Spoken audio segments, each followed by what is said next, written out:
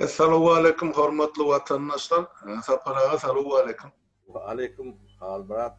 Bağımın, oğumun. Şükür özünüzden bardın sapara. Mene bağ olun. Seni öğrendim yok halbrat. Ay menen bar o ne şimdi ne var? Bunun var. Elbette brat. Sen olmanda o bondong yeke kendi ne bedetme müren ok. Başlık. Sen kendi paraş betir. Bolar sapara. Yeme yaşlı ana dün şol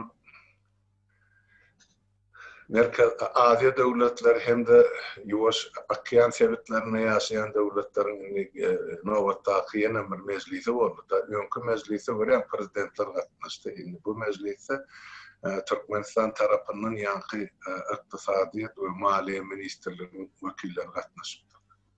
Mesela şu tayda yankı koronavirüs esasen şu barada gidiyordu. Hükümetinkiler özlerine haçı yumarlap görkezüğüm ortada şu informasyada biz bilip otur şu ahri devletlerin baş aladası şu Türkmenistan'daki koronavirüs keseli ne için hükümet şu yönünü alıp bilenek yani ne için şu çaylap şu meselenin bastır yüstür edip geldi. O inni çoğu gördüler böyle Türkmenistan'ın koronavirüsün karşısına görüşme hiç vakil seriştesi yok. Ne pul seriştesi var bunların, ne encamı var medisini tarafta, ne kadrları var, ne bunların yatak sayıları var, nasıl koronavirüs olayında yörüte konulan hiç şeyle abarudu bunu yemeler yok. Yani Türkmenistan'ın da koronavirüs yok. Yok diyen için ne şol realini mevcuttur da koronavirüs yok bolsa ne için bir ihtibarlı katnaşyan yer ortaya mı ana ilçhanasının göçürmek köp böyle onun bir samalyodu. Yok bolsa ne için onlar oturan apotay. Todon var halbrat Todon yürümeyin. Diyecek bolyan adam bilan bir Kurban olayım 14 yıllı devletten yüzlerce milyar dolar mira gittik. Ne için bir halkçılığı realde dereceye geldi? Ne için devletin bütçünçülüğü yok ya, ihtiyacı yok ya, koru yok ya, hazinesi yok. Ne yapmalı mı? Şu tarzı sizin iktisadiyet çökmeni bana aydıp verseniz, para halka düşünürseniz. Nahil beyli borluk. Geleceğimin nahil borluk. Dün kuvulumda şu kıyımda bana görüp otuyor. Yertiydi nahil borluk. Halbrat halk yağdayını bileyendir. Yönü bir mesele var da Türkmen ödünü bileyen bir diyeni yalak bir soru çıkıyor orta. Yeke Türkmenistan'ın Türkmenler değil, o Van Türkmenlerinin içinde de, o İran Türkmenlerinin içinde de, edil Türkmenistan'ın içindeki yalak bir türlü neme var da problemi. O da şu birleşim dikkat edip diyorum, hem birleşim dikkat ediyorlar da yönü birleşilen yeri yok da. Bunlar büyük tevapları olmalı bir yerlerde. Tevabı bu milli neme yalak korktu da. Ondan biz özümüzü bilemde oydu yani. Türkmen kim? Bu betbaratçılıklar esası nemesi yerden geliyor. Yankı yerat varlığı, yer üstü varlığı, bir dönem teritoriyası, Türkmenistan'ın teritoriyası, Avrupa teritoriyasını yerde de kolay çoğu bendeş teritoriyası var da. Çürük tappanıyor. Şunu bir adamlar siyletip gördüler mi kendini? Hem çünkü değil. O hem de diktatörden yerler olun, o diktatörden var yönü yankı diktatör ayberin üstüydü. Yine yok orta. Onun aşağında da burada kurmalı. Ne o Van Türkmenlerin içinde yankı bir Muhammed veya Türkmen başlıyor o. İran'da da şurada oraya. Yöre ya da Mengleş. Bu sebepler olmalı. Halmına bunu öğrenen alım bilim yok mu kan Türkmen'de? Yine Türkmenistan'ın iktisadiyeti var adı ağlak geçtiğinde. Yani Birleşen Milletler Kurumatı'nın emeti oyuncu absolut ne bednes bir neme var da planka var çırta. Günlük $1 az kazanılıysa kazancı $1 az olan yağdayda şolar absolut ne bednes emeğin içine giriyordu. Ne Türkmenistan'la iş var adamlar dip hata ederler. O burslarda orta çaylık $500'dan $800 çeldi. O şehir payitahtta 800'den bin manada dolar der bağışlar manat da bunun içine yankı muallimlerle milite giren o militen aylığı kendisi o 2000'den 2500'e lieutenantlan aylığı muallimlokom tağatını törünüyordu 2000'den 3000'e şimdi biz bunları hesap etmen beyleki katlak var da yankı 500'den 800'e o 800'den 1000'e bunlar işçi yani köçü friyenden yani doğum problemi işgallerinin içinde ağırlık böyle olmuş olur. Bunları işi var adam. O şunu 30'unu böyle olun 90 üniversiteden etkiledi. O da bir maşkalada bir adam işleyen oldu. O maşkalada 4,7 yani ortaça maşkala nimetine köpürdeyen olun. O da yok da. Yani 1 milyardan keyin olun Hindistan'ın gariplik demetinden aşağıda da. Şolardan mı aşağıdır yani? Absolut ne bednesliğiyle o halkın bir 95%. Yani gedaylık sınırının aşağısında da. Yani Türkmen öyle bu şuun olanda hatta koronavirüsüyle bağlılar. Adamlar şu kuyruğunu ne için neden okuyor? Kılıklar gördün mü? Ne? Verdi bir başka bir yağday var.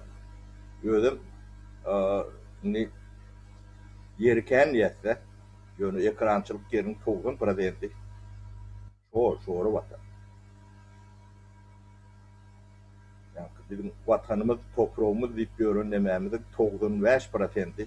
Gördüm şu Türkmenin eli bile netler. Aydın ya Mars'tan hiç etmedi bunu.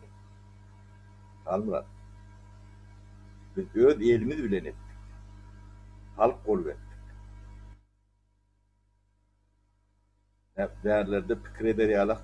Bu lokan meteleri var. Bu ne edip çözmeli?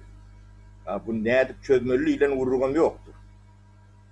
O köp partiyeli oranını, söz oranını bu özüne çözülecek yalaklar. Yani orsiyette köp partiyeliğim var.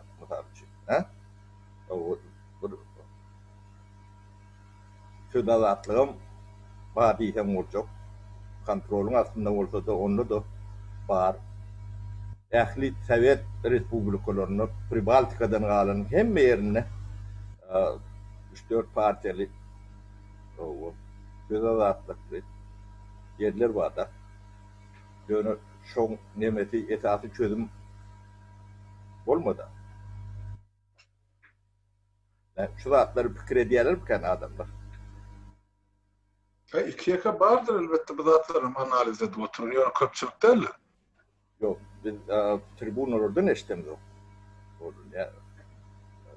Yani çok olup gören adamlardan eşitemiz yok da.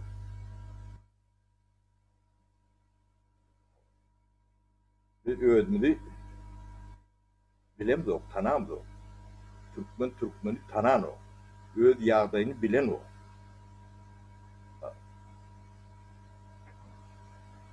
Ya bu gemeti gaty ulu da. Onun bir ýeke ýanky ben Türkmenistanyň näme türkmenleri baradaýdym o. Owan türkmenlerim şoňa meňzeşdi. İran tarapda da şolar ýalar.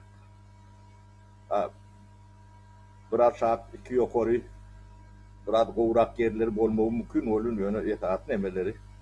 Bir ullokan ýyllada toýnok salyp görmeýänleri görnýär-de.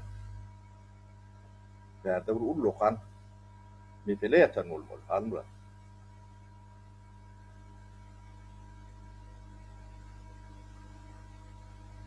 Bu hemme jetme ýanky diktaturadan görýärler-de. Böyle diktaturany edýän hem şular bolmaly. Şu halk bolmaly.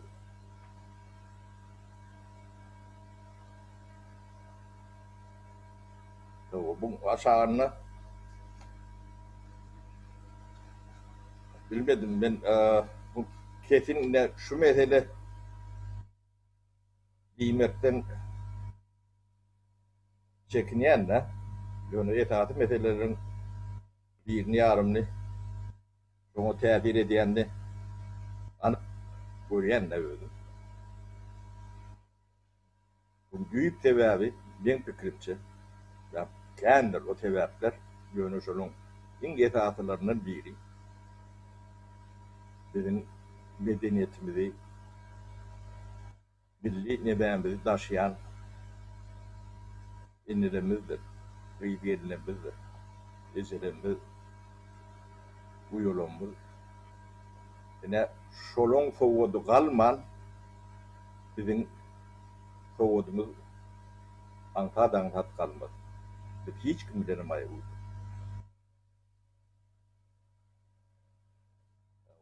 Ya Türkmenin o ayal gıylanmıza karayışını özüm bilýän. Evet de urnudu.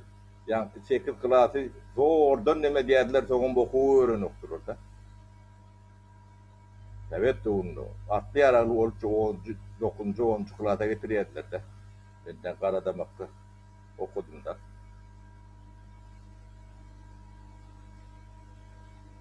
Aňyrdan medeni gelýän demämiz bar. Onu ortadan 40 sene mörmürler medeniýetiniň içinde bir nemeler düğünler var da çözülmedik düğünler.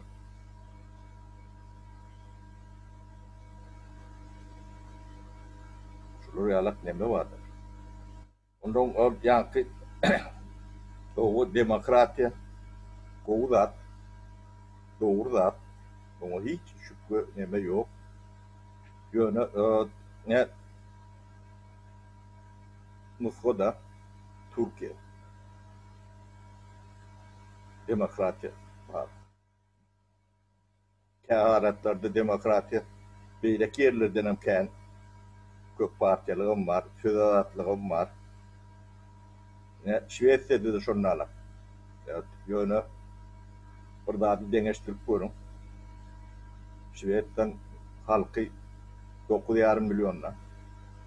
Türkiye'nin 82 milyon. Ýöne Şweýçardan öndürýän milli önüm var. 4-5 ýyl bunun Türkiýeň kulen deslendi. Ya biraz adyrak bolmagy mümkin bol. Bärde de kök partiýalygym var, rahatlygym var. Yine de başka da bir sebäpler bolmaly. Yani döwletiň guruluşy, döwlet mehanizmini dogry oturdurmagy. Ondan siyasatda yani günübirlik siyasat diýilýär-de. Siyasatçylaryň hemme jetiniň nemesi günübirlikdir. 4 ýyl, 5 ýyl nemesi bardyr. Şo wagt almaly, gitmeli, nemetmeli.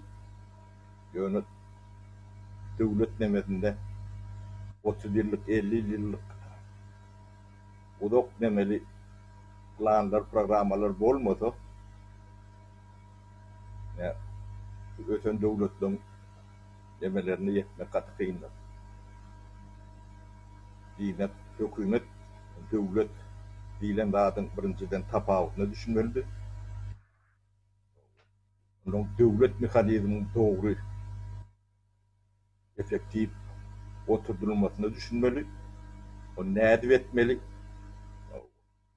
Onu müň sana partiýa wekili üýşip, gıýgyryşyp guranyna da gurup bilmejegini durmuş görkezýärdi. Onuň demokratiýaň bir dady bardyr. Köplüň kefi kabul görülýär, ağırlıklı görülýär nädir? Ýöne akıl köplükde de bolýan nädir? Aklyň kany azdyr. Ondan sete oýuljak bolany näýle görünýär? Teze oýýardy. Bir alim bir zat oýlap tapypdyr. O eýlekleri bilen ok teze oýulsa ýonky ýok bolmaly. Kabul däl bolmaly. Deň zatlar bardyr. Nemede? Şu zatlary düşünür ýalyp akyl gerekdir. Onu akademik akylyňy alyp bilmeýän ýerler bolýandyr. Doğru. Şoň üçin käbir zatlary ol teze oýulyp o näşeýle bolany adalatly bolýar. Köpçülük şunu isleýär. Diýip çözüp bolýan däldir. Dogry bolýan däldir. Ben ýekide mysalyny getirip berenden göz türkmeniň durmuşynda. 92-93-nji ýyllarda biz şu reform edýäk. 1700-800 adamly ul ýygnaklar edýärdi. Şotaý gaziýeden gelýärdi, telewiziýede gelýärdi, radioda gelýärdi, ýazýarlarynda. Şotaýda da uly ýa-ni çekeleşikli neme bolýardy. 7-8 sagada da neme diýär, abede gidip gelip ýamaşkanyň dowam edýärdi. Şolary radioda, telewiziýede sene meşdenlerden halka meşdenlerler. Ýöne ýazgylar arhivde bardyr. Çek yer ýok. Bir olmasa bir goýundur, nemedendir. Şonda şu iň soňky pillesi şu wagt reforma geçirmesek, yer suw reformasy geçirmesek halk gedaý galýar. Onu düşünürüm aýdýar. Ýöne biziň sanymyz ýa karşılankanyň 5-10%-den käneldi. Yani teze oýlaryna kim kabul görmeli? Şu karşılar tam 90-95%. Onun demokrati usulü bilen şolary ýalyp meseleni näp çözjek? Mesela o da çözülmedi. Halka da yetirilmedi. Yetirilen bolsa insan proporsiýonallyk bolmaly. Karşı tarapy kän bolmaly. Aşağı katlaga bunu düşünen ok. Burada etçek bolýarlar, onu bir düşünen ok diýerler. Onu eline tutup iýleýänler var da. Bir gadirden başlap da ýanky apkom birinçi kıtarny sen.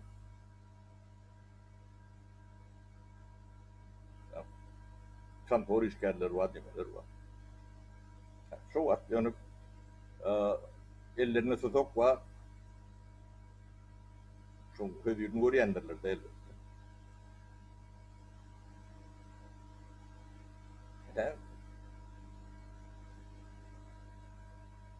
Bu zatlara nädip düşünmeli hal bırak. Ýazylýan, podulýan zat barmy? Ýöne diktatura dikka ýürütýärsiňiz da.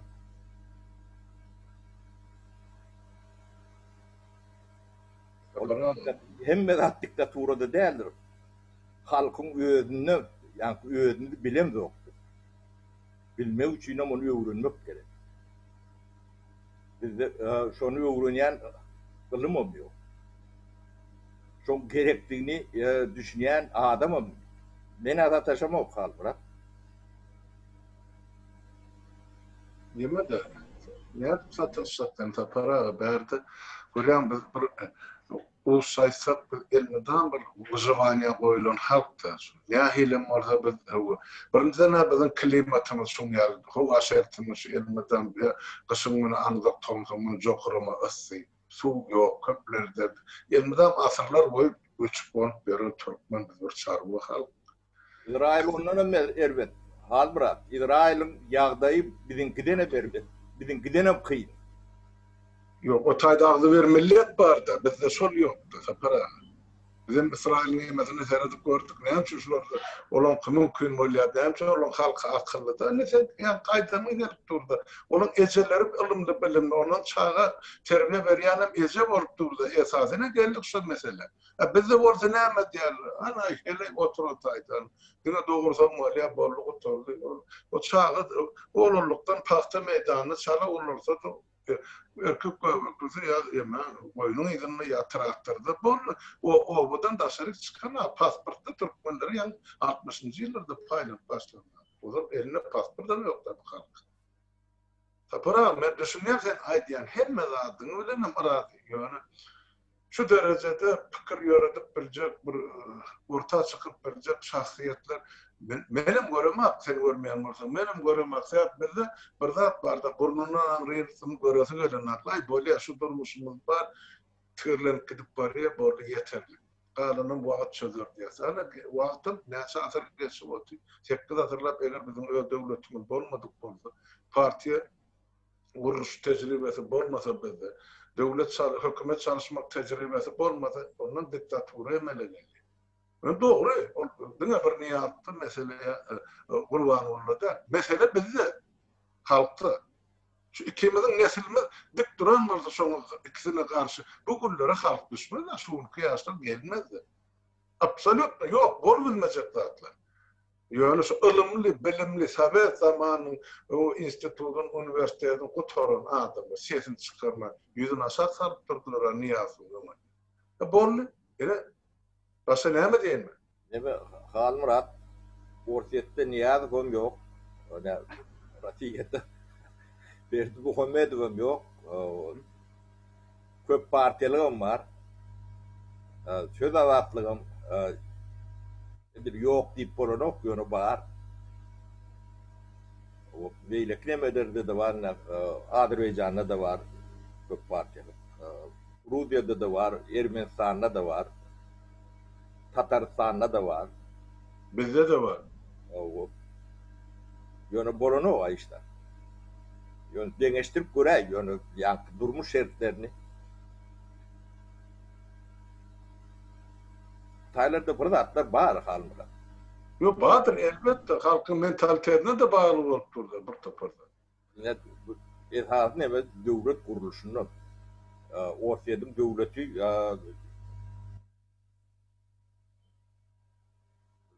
100-200 yıl var. Ondan omken. O imperi. Onunla da şeyler. Ana İsrail 49. yıl kuruldu. Şolon tevhigi şeritleri bizimkiden hattı. Hat ağır.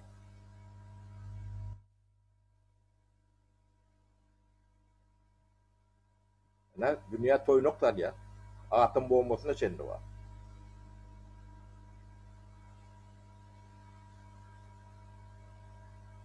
Deneştik kurma.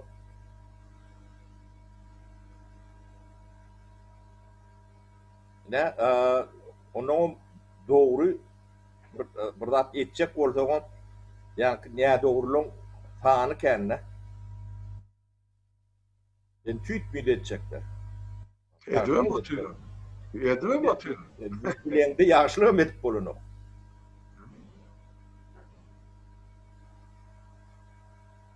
Ne? Yağdayımız şunun ala. Yani mesela emmedat bu diktaturan üstünde değerler. İn merkezi ne elip bir geçtik de O milli nimet doğru da. Ben yanlış diyemem da. Yönü geçmen bir prosesi var. Tayinde var. Ne Türkmenistan'ınki alak geçtin. Nedeni alımdız bilimizi koyuyor. Koydular. Öğretettiler. Onu öğretettiler. Görüntedilen o. Halmurat.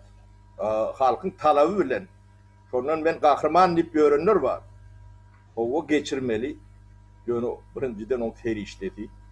Sonra o kara iş var. Yani sen materyal teknik bağdanı, yani edebiyat bağdanı, literaturu bağdanı, yani tercüme etmeli, orada tercüme etmeli. Ya. O sen elifbiye geçtin, onun alım bağdatı yok var. Edebiyatı yok var, hiç tadı yok. Şu adam yok. Şu geçenli de yok. Doğru. On tayinlen ben edilen de aptaldır. O gerektiği okey, o düşünüklü. Kabul ediliyor. Yani onun işini kim etmeli?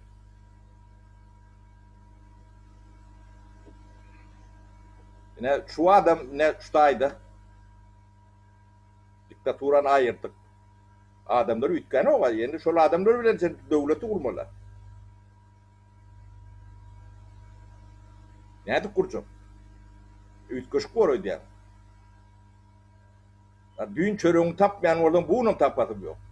Yerin şor, 95% şor. Şunu ne edip rehabilitasyon edecek?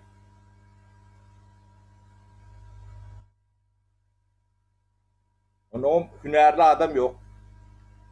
Yani demokrat ekilinde. He?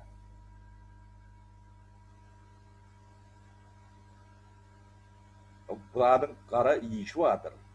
Aklı işi vardır.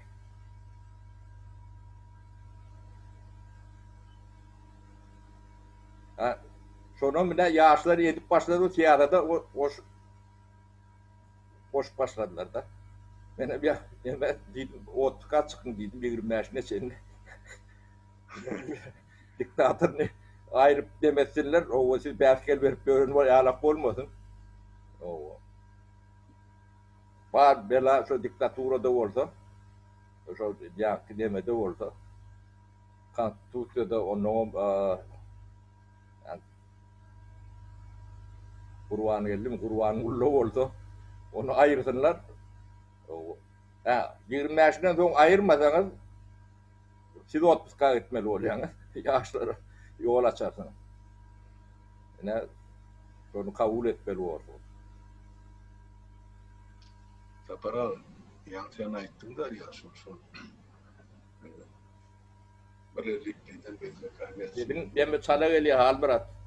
Yansıyan ayıttın diyen şu bir elifbiden belli kahvesini Kirilisa'dan Latin'a geçilenini tayyarlıksız geçirildi. Ben söyleyeyim doğru arazileşen sebep ona hiç tayyarlık olmadı. Eser yıkılıyor ve sonra geçiyor. Onun bir iki tane adam, üç tane adam tayyarlap niyafın karşısına getirin. Benim haberim var bu zaten. Başta bilir, şol niyaz Ağzıverli Halk Hareketi'nin inisiyatifasını özüne alacak olup, yani Türkmenistan bu bizimle öz başlık olmalı, karasız olmalı.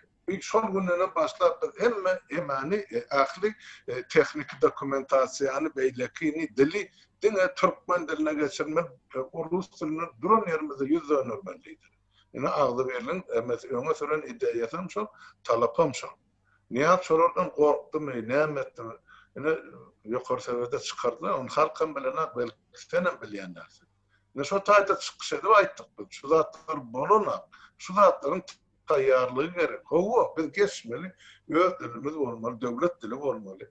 Yani şoma vaxt gerek. Şu zatlar tayyarlığını yança bir yankı teknik akli yemeni dokumentasyon Türkmen diline geçirmeli. Akademik yemeleri dokümenleri Türkmen diline geçirmeli. Ay karatken İran ellesem o zaman hem de Rusça yazılan şu zatları özleştirmek için bir Türkmen diline geçirip son üstünü okuduk. Vaxt talep ediyor. Son için bir 9 yıl vaxt kayış ettik. 90-cı yılda çıkarılışı mesele yukarı seviyede. 99-cı yılın 1. yanvarından Türkmenistan doğruluk bölümünü devlet diline Türkmen diline geçmeli. Şoňa çeldi Türkmenistan iki dilli hem Türkmen hem Rus dilini alıp barmaly. Ýöne şol ýa-ki beýleki dilli milletler Türkmenistanyň iraýatlary Türkmen dilini öwrenip wezipesini iş yerine şoňa näçe çap öňleşdirdi şonça gowy diýip şu taýda karar kabul etdi.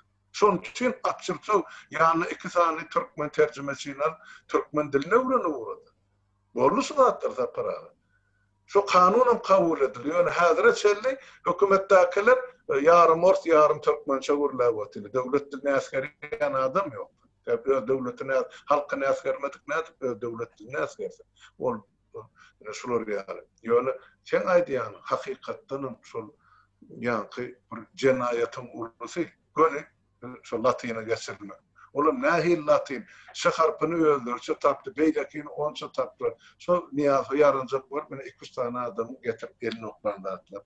O taýda halkym Deme halbırak yine sen üniversitede okap diyorsun da. Awa. O hem de adam Türkmen dilini okumalı. O sen hiç edebiyatın literaturam yok da.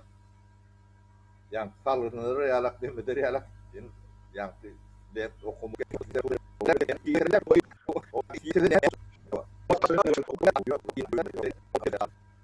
bölümün 2000 ölçeğini para verdiler. 5 milyon de bestim men tapalar. Ama hayır. Rus mektebine verecek bolsan. Ama Rus klasyna verecek bolsan ya sen diýişiň ýaly $1.000 bermeli. Ýöne mektebine ýerleştirecek bolsan $5.000 diýip bestim. Men bilemem dogrymy ýalan. Ne Halmurat Türkmenistan'ın teritoriyası o arada gurrun etti. İsrail'in teritoriyasından ne çetseken? Bilmedim. Onun ne çetsekendir ben. Teritoriyasının tam ne medem okudum. Ola dünya eksport etmiyor da. O hocalı önümde. Dünyanın her yerine yetkiler. Türkmenistan'a çörüğünü taptırırlar. O. Sizin yankı ata-babalarınızın 16 imperiyanı kuronunu aydıp bilýäňiz, oýunýaňyz, neme diýäňiz. Siz ýöne elinizdäki wagt bilen ne edeni bilmez diýär Türkmen. Bu o hemme zady bu yankı diktatör rejim bolan üçin diýilýär. O da bar. Ondan doğru yönü etap deme yeko derler. O yani diktatura yani ayberin yok orsu. O aşağı var. Yani sudan çık. Yani bu dağın sudan çıkan böyle. Kontaklayan aşağında bir den dağ vardır. Şu da bizim milletimiz kaldı. Ne hal beyle olunno kim oýay diktatura bolmaly. Şu zatları düşünmän kurulan döwlet sistemi diňe diktatura erter başga işler. Şonun bir adamlardan haýyş etýär. Kwastan bir özüňi düşün geçecek bolýan işiň. Düşük bolýan ýoluňy näme etmekçi näme dün çıkışynda aýtdym. Okan hany ýaşlyň goýun mailnamasy bar. Okan özüňi düşünür. Bolmasa soralaryňyz bar bolsa ýazyň şopda. Biraz giýirim şu işe. Ýurda barlýança etmek. Son barlyk kim etjek bu zatlar. Ýene de bir adam agzyna serediljek bolsa ýene üçüncü diktator gelmeli. Tapaw diýok. Parlament Respublikası bununla da onun yine ayırıp çöğürüp öğürüp ana niyasın ya kurban olayın akbarını kaytalacak adamla bari ana kursağa karışıp yatan. Son için çılatan bolmazlığı için bir adamlar özleri bir düşünmeye başlamalı fikir ediyenler. Zapara ikimiz de biz şu halkın oğlu ikimiz de. Bizde başka halk yok. Akıllım olsa, düşüncelim olsa, düşüncesi yetmeyenim olsa, bilmeyenim olsa, oku olmadığım olsa, yine biz şu halkın içinde, başka halk yok. Biz de öz halkımızla işleşmek. Yani bir çıkarga yor tapmalı, ne hilem olsa uğur görkezmeli. Şu taydan geçsek, kırılan inçede olsa şu sırat köprüsünden biz geçemeli. Başka yağdayımız yoksa para. Ya da yitik gitmeli yarın yüzünden millet bakmalı. Oh, biz yankı son kupellana geldik. Şoda. Bu son kudur demedi. Bizim esası düşünmeli dağıdımız hükümet bilen devlet güçlükler. Devleti devlet şekline tanımamız gerek. Hükümeti hükümet.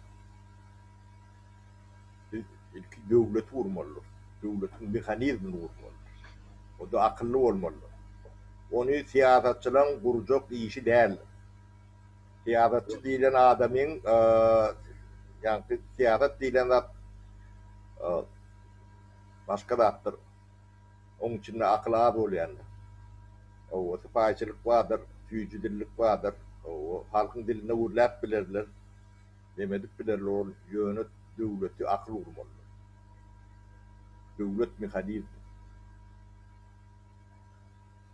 O siyasetin eme onun üstüne geliyor.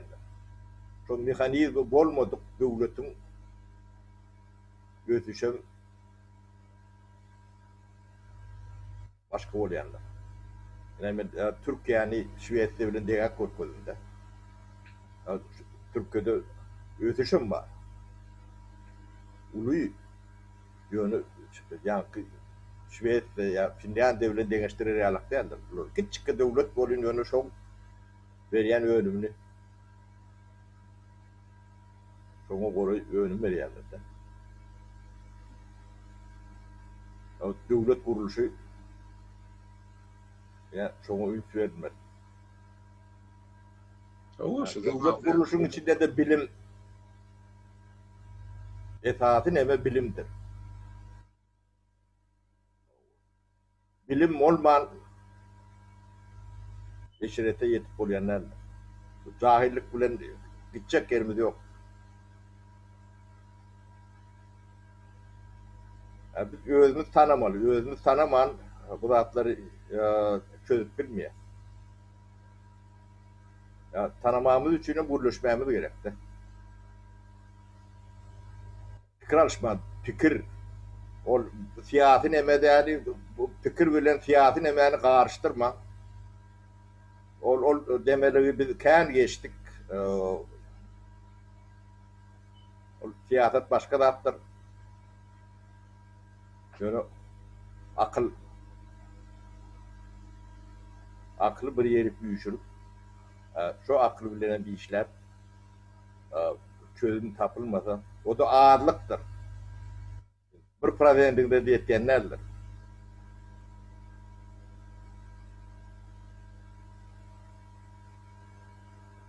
Ben düşünceme şeylere kalmırat. Onun için bu zatlara hat kovu düşünür alıp 20 yaşına için 30 kat. Böyle onunla gitti senin diyincine. Bir yıllar benim sen horlak geldim de para bazı. Sen hemen deyince armal vaktın gelaydı diyen yaşlı. Yok, bir aydiyan zatlan en necil doğru da para. Bir yedilemeli işler, devlet meşverine. Anardan bir iyidir devlet kullanılması şu zatları hem edilerden bir uğruna da düşüyor. Yani hiç zat yok. Tutun yerine kıpırdap yıkıp bu emede tozuna uğruttu. Hiç zat yok. Bir tutun işten attı devlet. Anlat. Yekeme Türkmenistan var da demokta. Türkü devletler şeydedir. Düşünün şunu. Ehli Türkü devletler ne? Özbekistan da bizden katı olmuş. Angliyanımız, Beriyanımızdır. Azerbaycan'ım şunlarlaktır. Tacikistan'ım şunlarlaktır. Tacikistan Türkü devlet olmasa da şunlarlaktır. Kırgızlarım boku veya tegrek değil ya da. Kadağım şeylidir. Yani bizden kovraktır, yani şeylidir.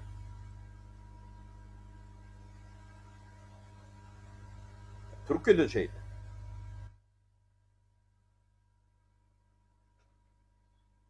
Yani devlet kuruluşunda yani en öndeki lokomotiv Türkiye'dir. Yani onunla da her vakit getirilen olmalı. Yani Türkiye bunu düşünüyor. düşünen adamlarım ki. Değişiklikler hallan içine. Bize de vardır düşünmeyen bu da yönü. Birden bolunu var bu da. Papara bize de vardır düşünmeyen yönü şu marşol şerte göre hareket ediyorlar. 28 yıllar gözünün oğullarından. Özün görüp durma papara, özün geçtin şu oğulun yanının içinde. Yine de sen gayret tap orta çıkıp sonunda. Bir top personel näçe maşgala yok edildi, yitirmediler. Onlarca men şu çıksında. Olun doğanlarına şu adına da korku batılar. Hükümetin yok eden adamların adını tutma korku batılar. Yine şunu ya milletimiz vardır. Yok da başladı. Bedesen para. Men son için sana sol başta eden tekliyim. Nesillen arasına katlaşıp gitti diyenin sonundan gelip çıkasa ettim. Hükümet yürüyüp poldursun. Doğamatı olmasın şu milletin diye. Şu oğdu öldüsümüzarlık hanı görüp otin çepten tağda şu Türkmenin ağzının büyükmenin istemeyenler kılıçla otuyorlar. Görüp otuyorlar. Koyasınlar. Şu zatlar bilip şu yola düştük bir zaman çağda da meselede yönü. Başka halkımız yok para. Şu yurdun içine otururlar, kıymetin doğanı arınlaşımı. Men urcak mı, sevcek mi, kayacak mı, ne diyecek. Otururlar, ay Huday vardır da inim diye. Ay yok, can oğlum, Huday ne şeyler seyredim, o dependi. Bir yerinden turda hareket et diye, ne doğanma. Ayım otuzga gidiptir, ne mi? Halmurat, bu taraf. Ayyo, beydip küpün gurlamayl ol, yönü bir öğretmeli işem vardır. Ne Allah Teala kellerini, beynini, eli, ayağı, dili, uluğu, ne hemşin derdi onunla bize? Beynini.